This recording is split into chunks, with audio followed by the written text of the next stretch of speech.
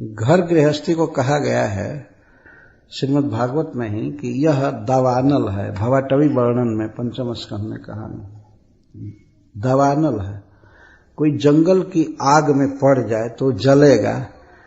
जब आदमी अपने घर पर रहता है तो अनुभव करता है कि और जगह की अपेक्षा ज्यादा जलन होती है।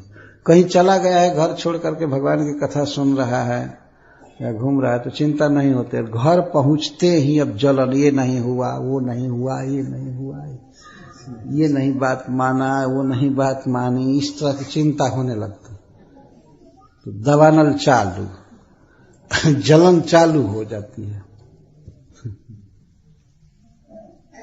इसलिए जो जलन को बुझाने वाले हैं भगवान के परम भक्त, जो भगवान का गुण गाते हैं, कीर्तन करते हैं, गीत गाते हैं, भगवान में ही रमे रहते हैं, उनके पास बैठ, वे शीतल कर देंगे।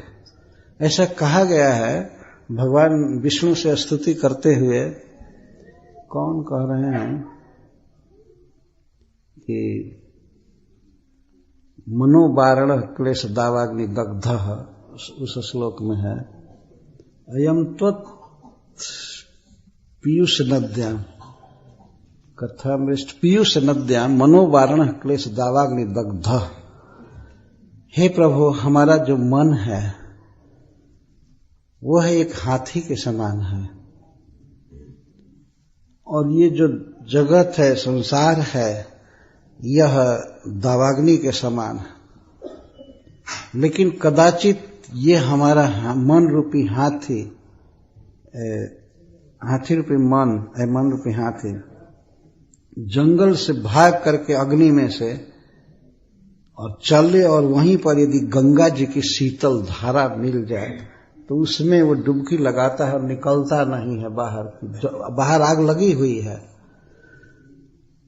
आप कल्पना कीजिए कि हिमालय में घोर जंगल में आग लगी हो और कोई हाथी फंसा हो, लेकिन फंस करके तुरंत ही निकल करके और निकट में गंगा जी की शीतल बर्फीली बर्फ से युक्त ठंडा जल मिल जाए और उसमें वो डूबे, तो तट पर उधर भी आग लगी है, इधर भी आग लगी है, लेकिन गंगा जी के शीतल धारा में वो हाथी है तो वो नहीं निकलना चाहिए, वो सुखी हो जाता है। तो इस तरह से वास्तव में दुनिया जल रही है। सुखी कौन है? सुखी वे लोग हैं जो भगवान श्री कृष्ण की कथा में हैं, भगवान के बारे में सोचते हैं, भगवान के बारे में बोलते हैं, सुनते हैं। तो दुनिया जल रही है, अनेक कामनाओं से, अनेक अभाव से, दुख से जल रही है। तो इस संसार में सुखी होने का उपाय है भगवान श्री कृष्ण का जप करना, कीर्तन करना, उनकी कथा सुनना, भगवान का गान करना। भव महादावाग्नि निर्वापणम, यह संसार महादावाग्नि की तरह है, महाआग।